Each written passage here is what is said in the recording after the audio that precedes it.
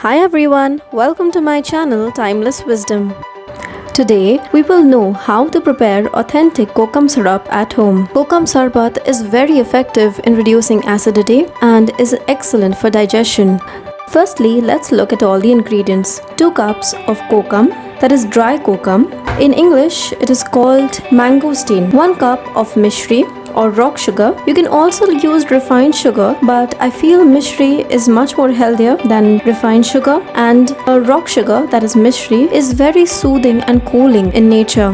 Half a teaspoon black salt or rock salt. You can also use normal salt if these are not available. 3 tablespoons of whole jeera or cumin seeds. If you have roasted cumin powder, then you can use 2 teaspoons of it instead. 3 teaspoons of coriander seeds, 1 teaspoon of hing, 1 teaspoon of ajwain or carom seeds, half a teaspoon of black pepper, which is completely optional, 2 cups of water. Transfer all the ingredients into a pot, place it on the gas stove and switch on the flame. Once the mixture comes to a boil, lower the flame and let it simmer till the water reduces to half its quantity. Now switch off the flame and let the mixture cool down. Next, transfer the cooled mixture into a mixer jar and blend it into a smooth, fine paste. Now take a bowl, place a clean muslin cloth or cheesecloth over it and transfer the kokum paste into it. Now collect the sides of the cloth and make it into a potli or a bag. Squeeze and collect the thick syrup into the bowl placed below.